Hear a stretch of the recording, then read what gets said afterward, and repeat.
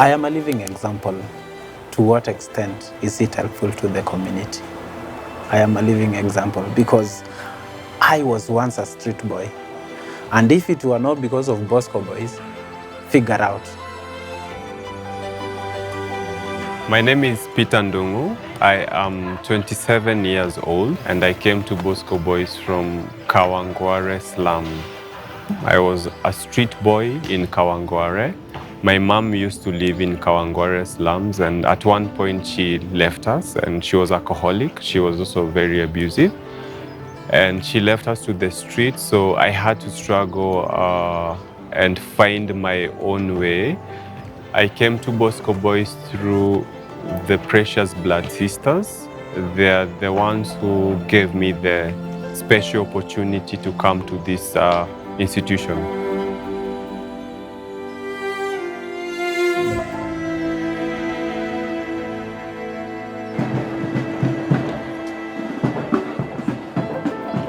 Since I've came here, it's that I've felt like I'm home because I've never even seen my real parents or having any idea who they are and why maybe they left me and went away.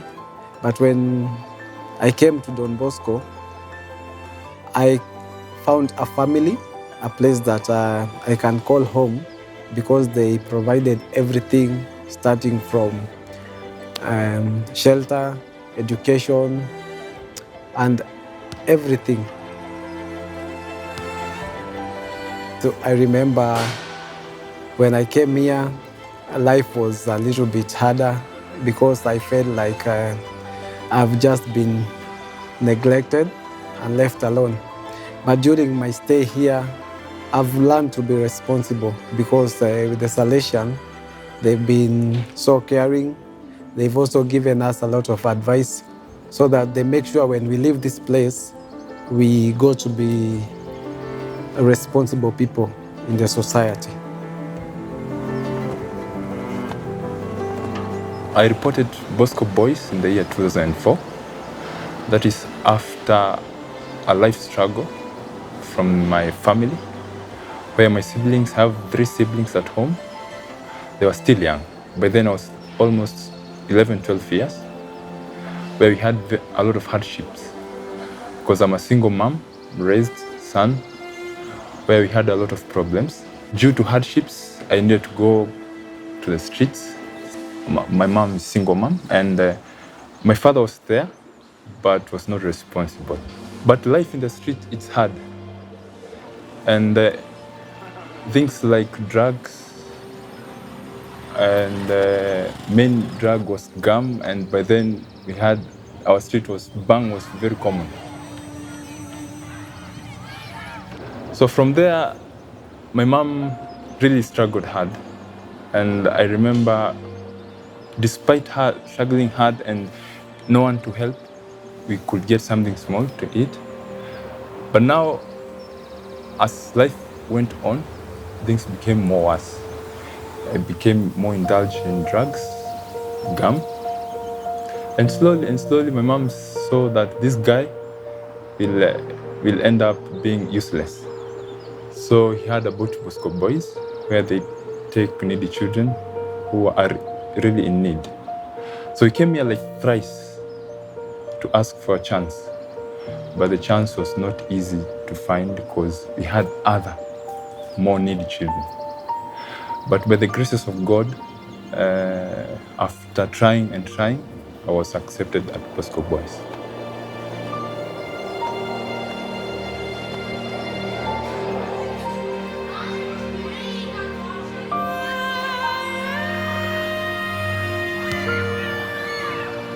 My impression as I reported to Bosco Boys first time, I was welcomed. It was a strange place since whatever you find in there, it's something we've never seen before.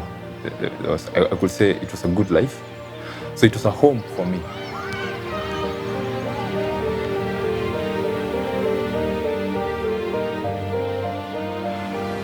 Bosco Boys has been a home, not a house, because a house is where you have roof and you're given food. But it's been a home where I've nurtured my talents,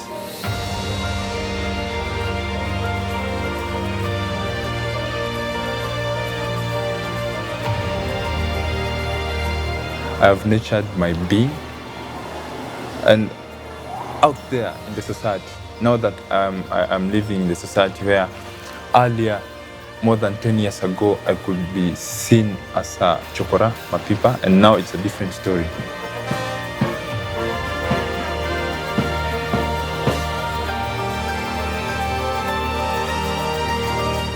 Education is a matter of the heart, and we Salesians fulfill that to the extent we are present among the young people in the playground, the dining hall, in the classroom, in recreation, and wherever they are, as loving brothers, loving fathers, loving sisters, loving mothers.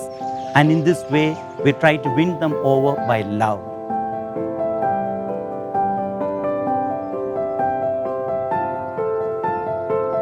A missionary of Don Bosco, our aim is to give a dignified life to the young people. And we aim mostly the young people of the lower strategy, give them education and thus enable them to live decently through work.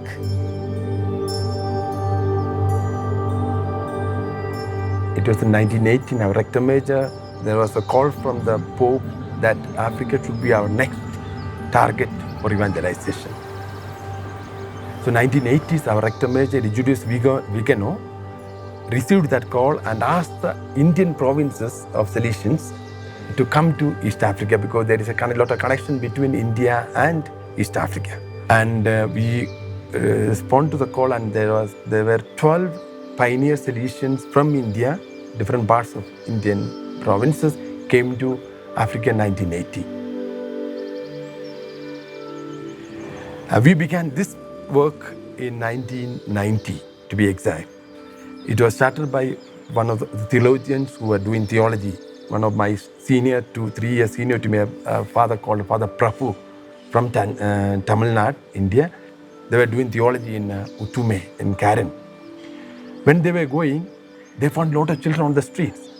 And then they said they need a place to stay, because we had that example from India, Bangalore province. We had the same. So they said they found a room in the city called Kariua. They kept the students there, few of them, and then evening they come and stay there, morning they go to the street. It went on up to 1994. Then when I came in 91 for theology in Nairobi, we started going to children's prison in Nairobi. So that also added our love for the youth. We said we need to do something. The Cardinal Otunga, who was the Bishop of Nairobi, we requested him for a plan, and he gave us this plot of land here. And then slowly in 1994, the children were moved here, and this became a rehabilitation center. Children to stay, and then we were not sending them back to street, but they were staying here, and they were given their food and accommodation taken care.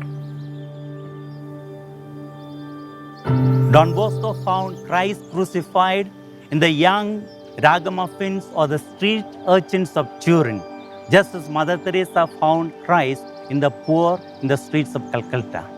And so Don Bosco decided that he should spend his life rescuing, helping these young people. And we Salesians, we too, following his footsteps, are to look for the young people who are victims of wars, poverty, destitution, unemployment, and love them, educate them, feed them, and help them to a dignified life.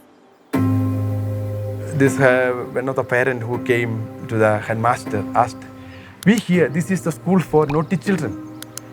And the headmaster said, "Yes, this is a school for children of naughty parents." And I would say that no child is naughty, only they are not probably molded with, as you said, the matter of the heart. Their heart has not been formed early with a balanced diet of love, emotion, and the acceptance they receive and we give them.